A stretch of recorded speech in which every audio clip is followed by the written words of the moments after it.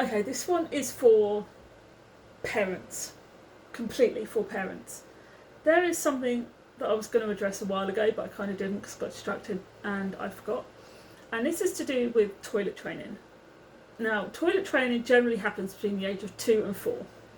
They should be toilet trained by the time they're 4. Okay? That is when they should be toilet trained. All children should be toilet trained by the age of 4. If they are not, either they are special needs or there is something wrong.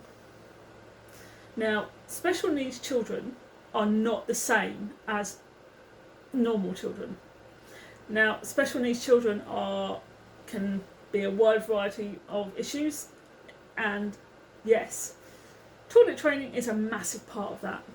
Not all special needs children have problems with toilet training, but there are a wide variety of issues that mean that special needs children are not toilet trained by the time they go to school, and some are never toilet trained ever and will forever be in nappies, and that isn't a problem. But those type of children will be in the right schools, in the right places, and where they can be accommodated and facilitated. But normal children who are not toilet trained, completely toilet trained by the time they hit school, there is usually an underlying reason for it. And I'm not talking about this concept that, a while back where the teachers should be changing nappies. That's never going to happen in a million years. We all know this. For a variety of different reasons, apart from the fact that, it's just they're never going to make that a budget thing. They're just never going to do it. It interferes with everything the education system stands for. They're never going to allow it. But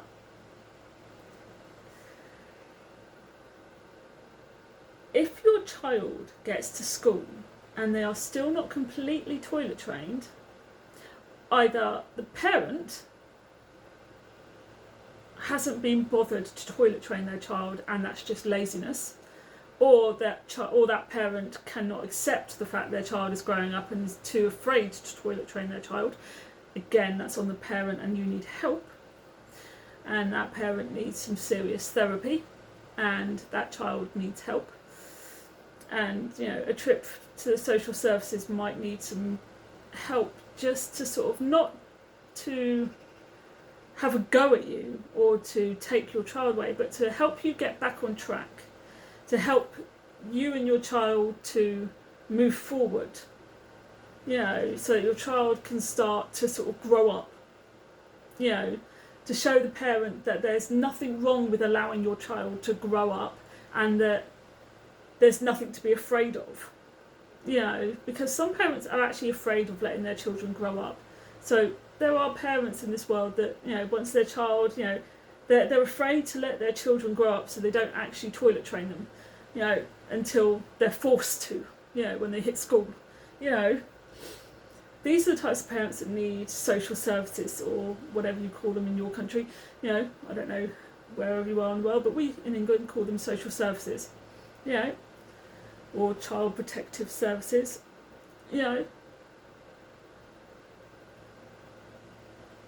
They need those types of people to come in and intervene, not to take the child away or to scare them into forcing their child to do things they're not ready for, but to help the parent feel comfortable enough to let that child grow up, to give the parents support.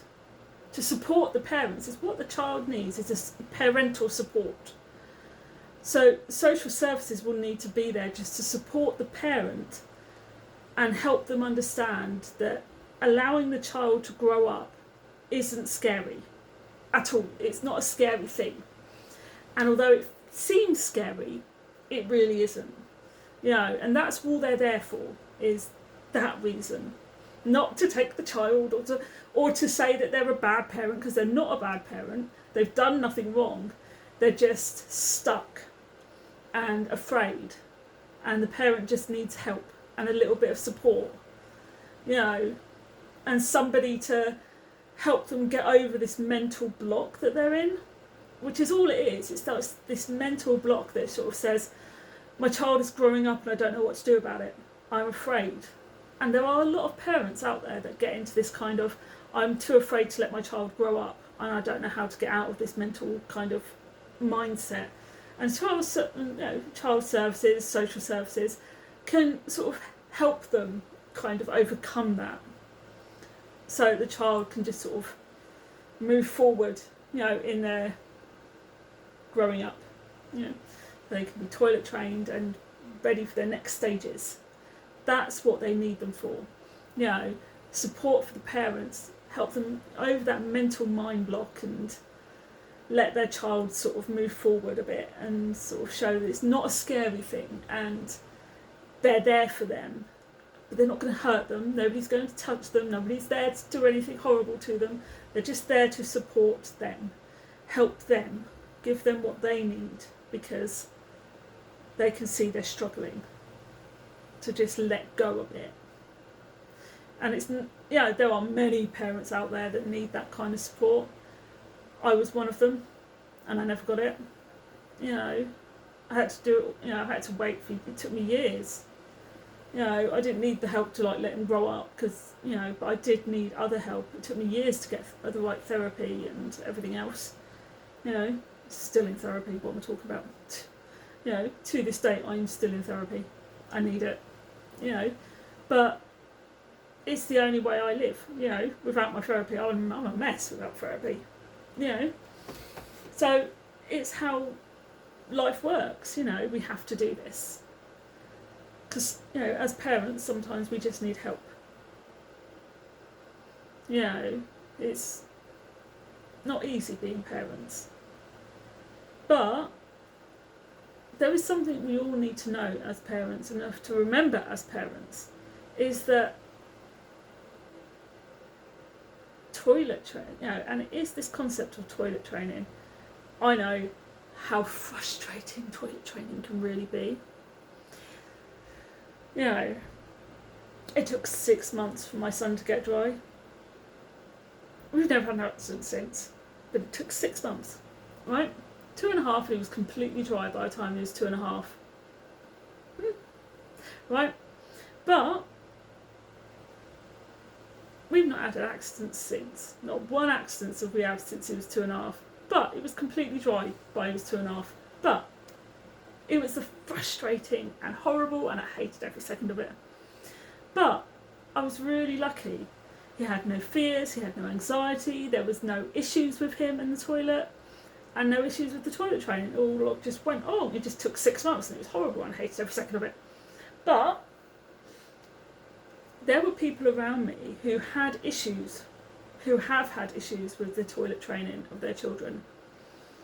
And I could see how frustrating that was. My niece, she was in school when we found out she had a medical condition. She had major issues. She was in school,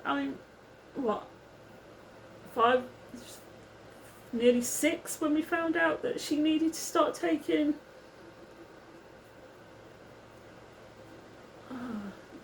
can't remember what the name of the medication was, but she needed some kind of medication to help her bowels, because she just couldn't control it.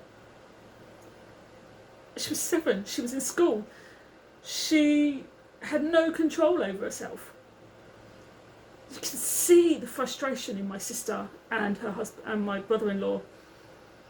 She thought she was doing it on purpose. She absolutely did think she was doing it on purpose for a while. She was at school. She should have been completely dry, but she wasn't.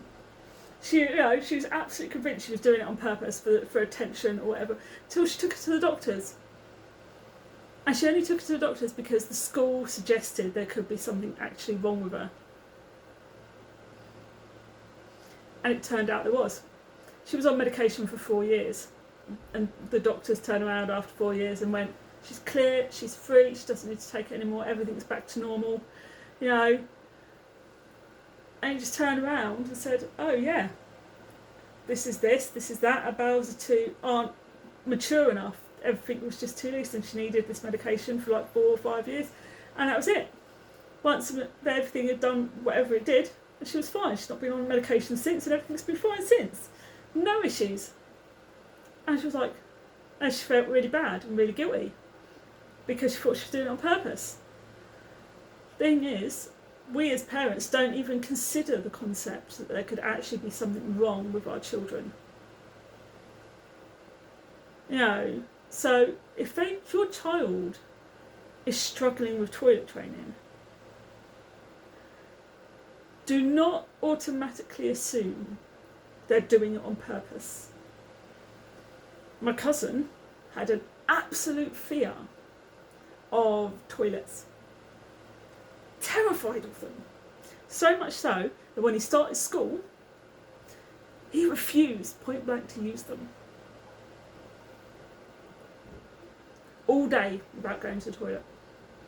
My cousin was terrified that he was going to do some harm to himself. He needed therapy in the end to get over that fear. It took months. Now, however, after all of that, he was fine. Nothing wrong. He started going, everything was fine. He started using them, he was okay. Now, you'd never believe that he ever had any issues. Never believe that now. So, there is this concept that, again, you would never believe that there was issues going on with toilet training. We as parents have to remember that it's not this quick and easy black and white kind of thing. If your child is having problems toilet training or having any kind of issue with their toilet training, do not for even 1 second sit there and go, they're doing it on purpose, oh, you're just being stupid, or this is really frustrating, why can't you just use the toilet, there's nothing wrong with using the toilet, you're just doing this on purpose, you're just being frustrating. Ah. Children have these fears. You've got to remember that toilet training is one of the most vulnerable points in a child's life. Do remember that. It is an exceptionally vulnerable part of a child's life. Let's face it, right? When they're born, we stick them in a nappy, right? They do all their business in this nappy, right?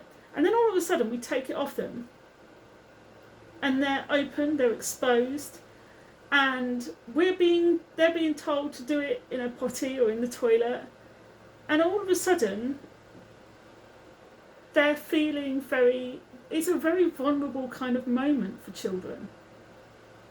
You know, everything changes for them. You know,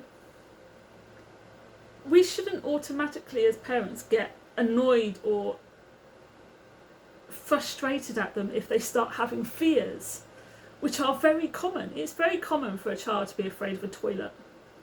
It's a very common fear. Or we shouldn't automatically assume if they get to school and they're still having issues, automatically assume, like my sister did, that they're doing it on purpose.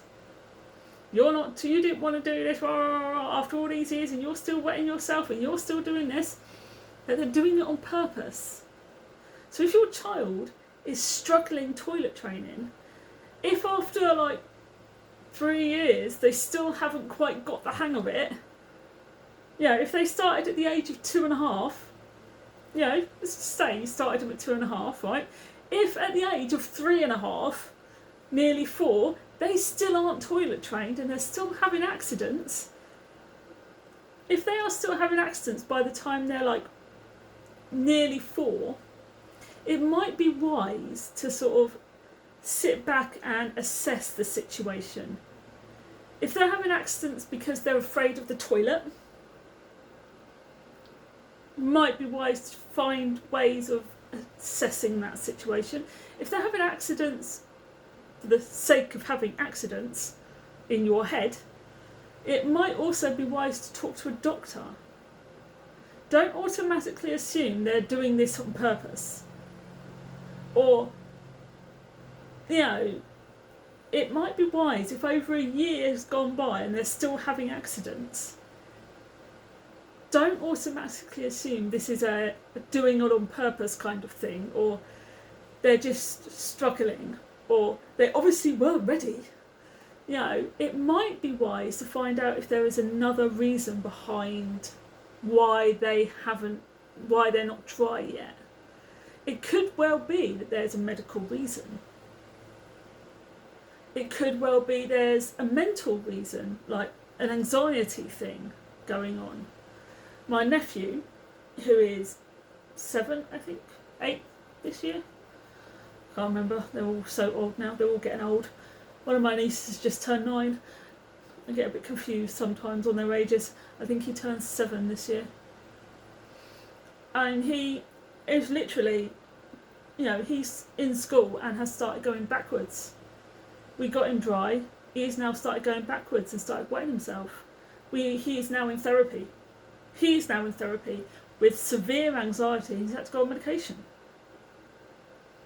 They've had to put him on medication to help him. He's been diagnosed with severe anxiety. And he's on the process of being diagnosed with ADHD. So sometimes there are underlying issues. There is this concept that we don't know what's going on in somebody else's body or in somebody else's mind. So as parents, we can't just assume they're doing it on purpose. We shouldn't just get frustrated with them because they're not doing it fast enough. Or they're afraid of the toilet and how dare they be, and it's a ridiculous thing to be afraid of. When the reality of it is there could be underlying issues. We should never just assume anything. And there is this concept that we as parents do just assume things with our children. We do it a lot. We just assume things and then get frustrated at them.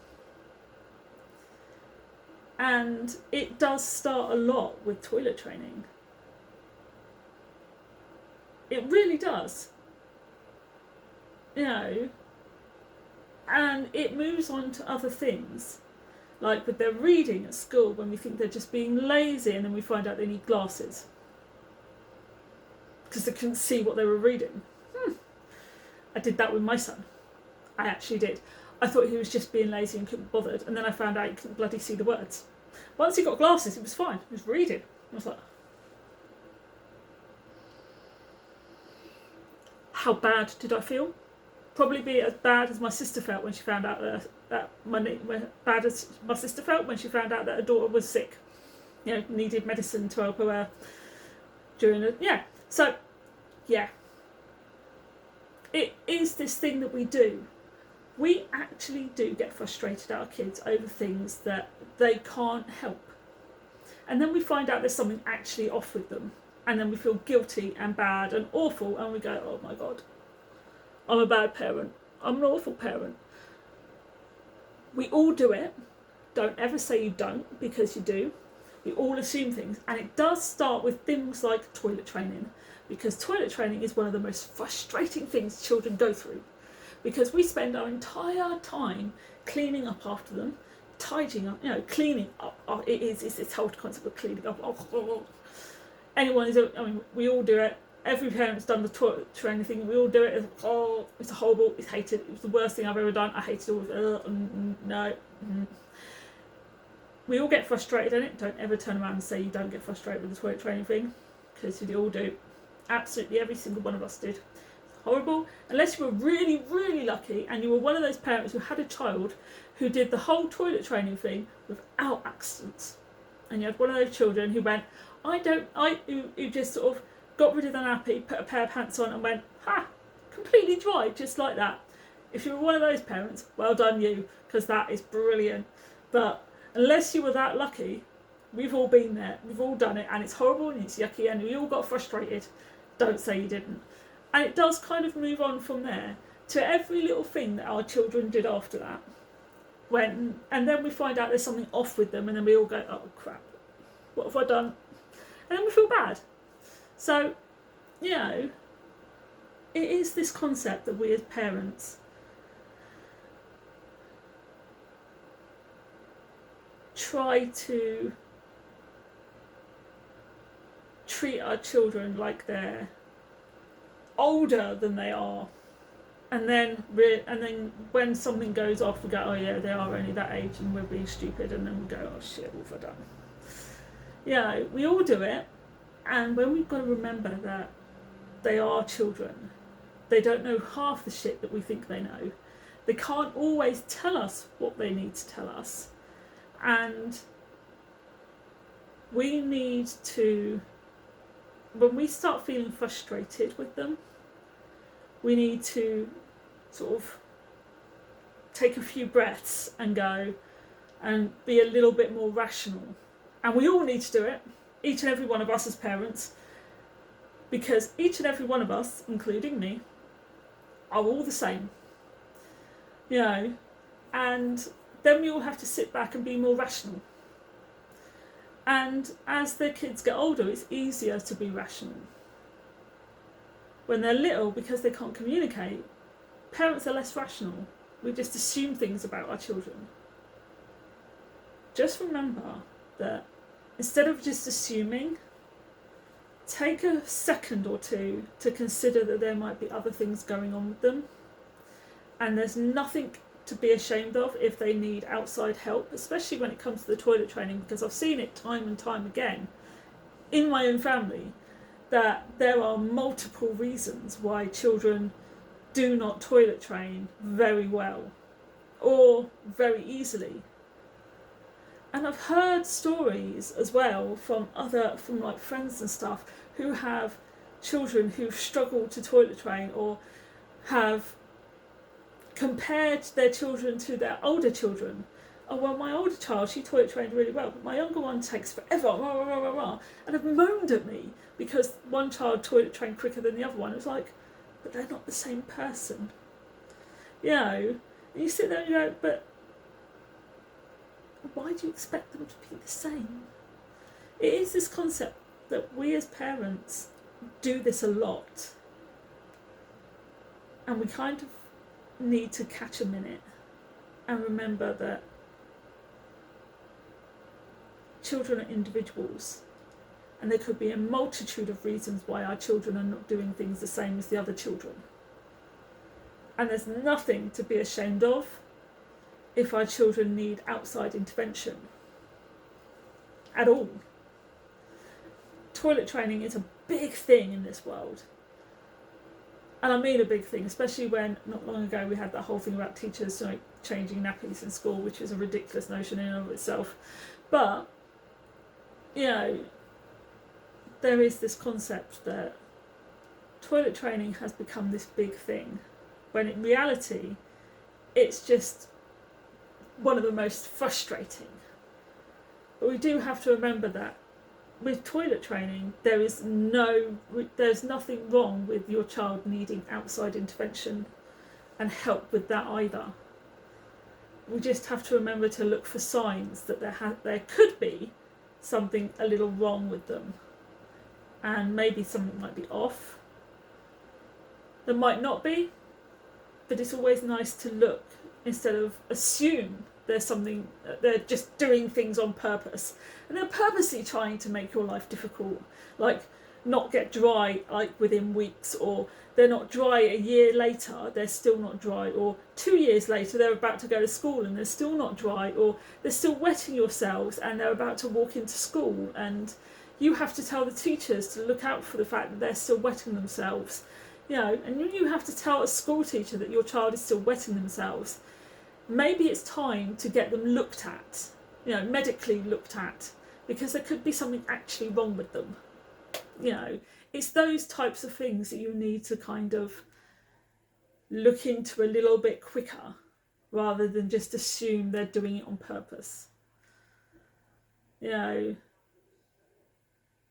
being a parent is one of the most difficult things we could ever do, and the most frustrating thing we could ever do. We do have to remember to treat them like human beings and not just assume they do things just to annoy us, because we do tend to think that.